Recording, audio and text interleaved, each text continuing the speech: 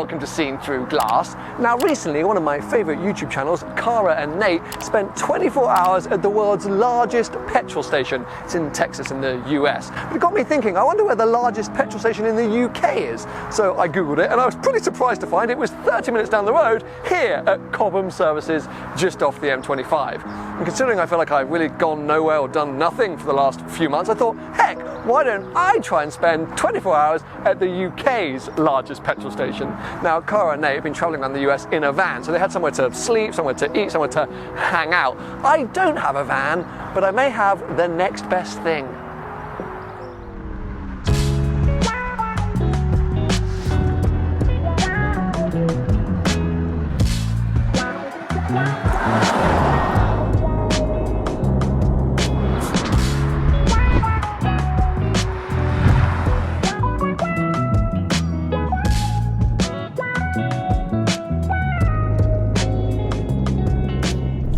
Welcome to the new Rolls-Royce Ghost, and yes, this is the car that I've chosen to spend the next 24 hours with at the UK's largest petrol station. You may think I'm mad, but in my mind this is essentially a hotel room on wheels, and I'm going to explain why I think that throughout the video. But firstly, can we just appreciate how quiet it is in here? It's serene, it's such a lovely place to be.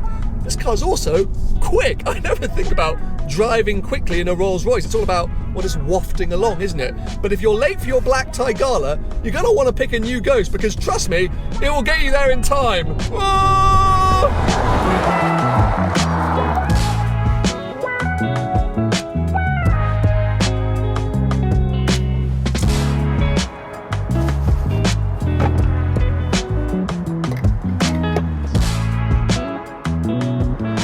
Now, I think most UK viewers will know that basically our service stations are kind of divided into two areas. There's the refueling area and then there's a kind of convenience area. And it's the refueling area that makes this service station the biggest in the UK. As you can see, it's a Shell, which has 36 pumps, 114 nozzles. There's over 1 million litres of fuel in the tanks here at this station. It would take a week to fully refuel the tanks at the refueling station if they needed to. So why this massive station? Why does it kind of exist? Well, M25, it's one of the busiest motorways in the UK. It's basically the London orbital. And when they opened this place up in 2012, they said that about 150,000 people drive past this site each day. And before it opened, there was no services for like a 60-mile range, so it was very much in need. But funnily enough, Shell reckon that they make more money from the sort of coffee and snacks inside than they do on fuel. Fuel sort of profit margins are very small. They claim that they sell 210 litres of coffee per day. I mean, that's my average consumption, but it's a lot.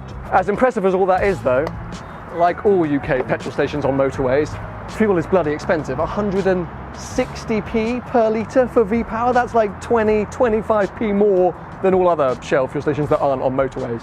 However, I am driving a Rolls-Royce, so I'm not sure I can complain about the price of things.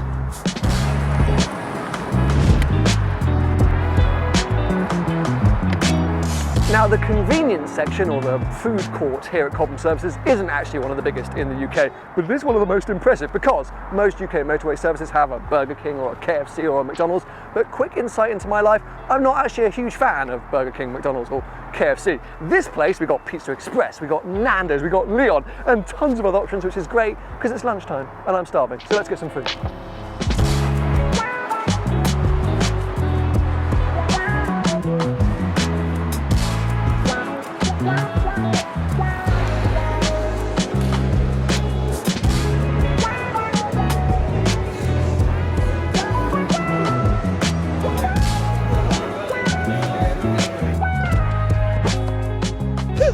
The Rolls-Royce push to close door buttons never get old. I mean, this is brilliant.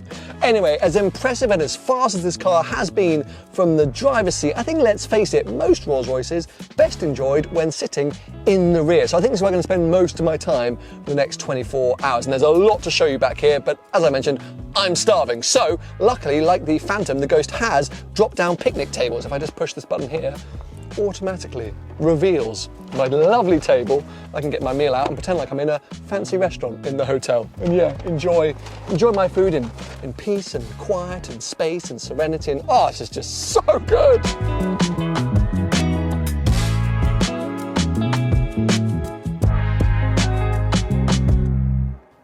Well, you joined me a little bit later and I thought I'd give you a tour back here because, as I mentioned, in my mind, the best way to enjoy any Rolls-Royce is from the back seat. It's just so nice back here. There's so much to do and so much to show you. Firstly, let's talk about comfort. Now, this is actually the standard wheelbase for the new Ghost. You can get an extended wheelbase, which of course is a longer car and gives your rear passengers even more space. However, I'm 6'2". That's my driver's seat in the position that I've been using it all day. I've actually pushed this passenger seat forward ever so slightly, and I've got tons of room, but I think even if it was in my sort of normal position, I would still have tons of room. It's just crazy. And these seats are so comfortable and fully movable. I've got all the sort of different settings here so that I can recline the seat and move it up and down and move the back up and down. And I've got these lovely pillows. Essentially, I'm not going to struggle sleeping in here, I don't think. However, like any great hotel room, it's not just about comfort, it's about entertainment. And if I bring my lovely picnic table back down, you will notice there is a screen, and that's turned on by a button over here. By the way, nothing is done manually in a Rolls-Royce. It's all automated. It's all buttons everywhere. It's kind of hilarious, but also amazing. So, turn it on. This is an entertainment treasure trove, which is all controlled by this sort of hidden dial in this massive armrest. So, if we start to scroll around through here, we'll come back to media and radio, but as you can imagine, you can use your phone, you can use some other applications, you can check on the vehicle, make sure tire pressures aren't low and things like that. Navigation, I can input the navigation here so that the driver knows where to go, but I'm my own driver, so hopefully I will know where I'm going to go, and we're also not going to go anywhere unless I'm driving. So yes, let's come back to it. Media and radio. This is why I'm so excited for this evening, because if I select it, we've got DAB radio, FM radio, but you probably saw it there, TV. If I select this, oh my God, I have actual proper TV. How incredible is this? My night is sorted. I'm going to get a pizza from Pizza Express, and yeah, look, just watch film 4, just kick back and relax. How insane is this? I told you, hotel room on wheels, best hotel room on wheels, but not a cheap one. So if I put this all away, and I think I can actually fold this all away by just holding one button. Yeah, there we go. Down here, I have the spec sheet for this car, and you will notice at the top the price, £307,500 excluding tax, meaning that this car is well over £350,000. But heck, it's a Rolls-Royce. What did you expect? The levels in here dictate that price. But as you can see, there's not a ton of options, and I've kind of shown a lot of them to you already. It is expensive. It's almost extortionately expensive, but I think, do other cars kind of give you this? Yes, but maybe not to the level, because as I say, it feels like Rolls-Royce take any simple task and just Rolls-Royceify it. We all know about the push to close your door button up here, but for this new Ghost, they've gone to another level, because who wants to open their door? No one. What an awful thing that would be. So, if I pull this handle once, actually maybe twice, oh, maybe I didn't. Oh, okay, I didn't. Sorry, my fault. This is not. I didn't close it properly. Sorry, Rolls-Royce. Let me show you again. If I open it once, it opens partly. Just, I can now check any cyclists coming, anything like that. No. So I hold it again, and there we go. It just keeps on going. It just keeps on opening. And now I've got all the space in the world to step out of my lovely Rolls-Royce. And then with a simple push of that button, the door closes. That is outrageous.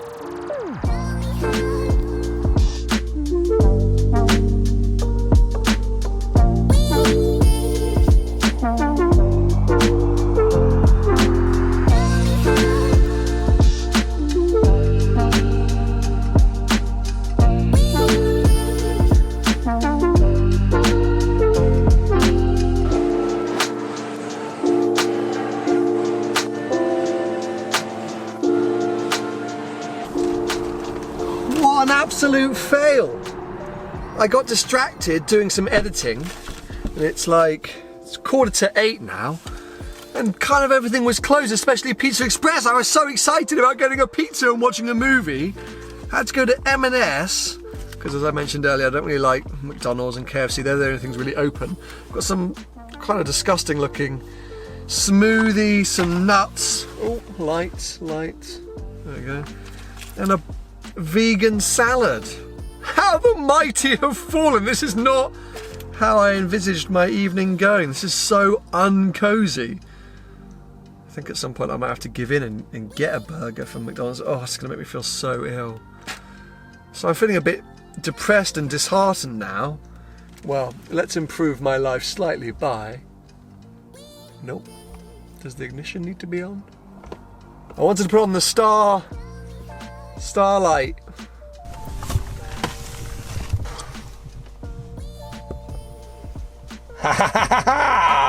And then look, I can close these privacy curtains on either side and at the back.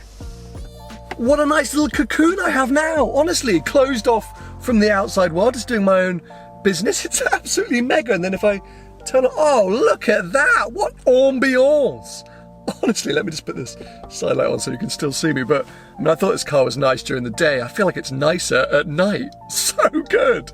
So even though the setting deserves a nicer, fancier meal, I'm gonna tuck into my salad and watch a movie, and I'm sure still enjoy myself, but not as much as if I'd got that damn pizza. Thank you.